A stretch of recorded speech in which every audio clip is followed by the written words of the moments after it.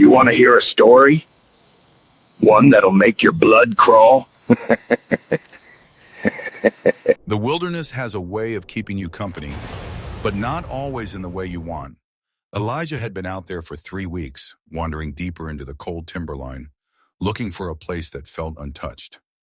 But everywhere he stopped, he found the same thing waiting for him, and a patch of soil, dark, soft, and stained black like old charcoal. Sometimes brittle white flakes sat in it like bits of bone. Ash, always ash. He tried to ignore it, kicked leaves over it, whispered to himself to stop staring. But the quiet of the forest only made it worse. It was a silence that pressed on him, a silence that felt aware. One evening, while hiking beside a frozen creek, he felt the air change, warmer, thicker.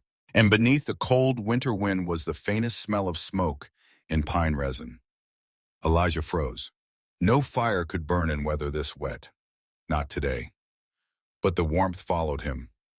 He rounded a cluster of boulders and found no fire pit, no tracks, no signs of life at all. Only moss, dry, dead and yellowed, in a perfect circle, like it had once sat beneath a long, hot burn. He touched it with shaky fingers. The warmth was gone now. Only the memory of it lingered in the air, like something unseen had just slipped into the shadows. From that day, Elijah couldn't escape it. When he tried building a fire, he'd look down and see the ground beneath him smudged with a fresh patch of blackened ash.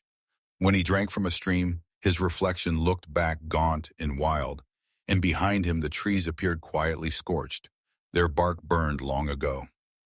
When he tried to sleep, he'd open his eyes to see what looked like a thin ring of smoke drifting between the branches overhead, dissolving just before he could convince himself it was real. The forest wasn't hunting him. It was watching him, studying him like a patient audience, waiting for him to understand something he wasn't ready to face. And one afternoon, his fear finally broke. Elijah ran through the trees, shouting into the emptiness, demanding whoever, or whatever, was following him to show itself. His voice sounded small in the vast woods. He tripped over a thick root and slammed into the dirt. Breathless, he pushed himself up and froze. His hand rested in a perfect boot print, deep, crisp, fresh, and beside it, a scatter of fine black ash. It wasn't his boot. Someone had been standing there moments before he fell.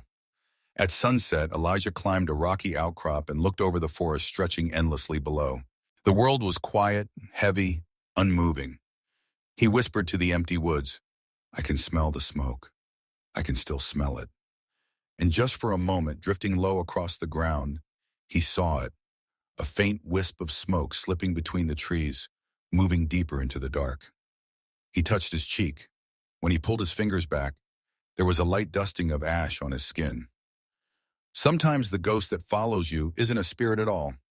Sometimes it's the memory of your own fire chasing you long after the warmth is gone.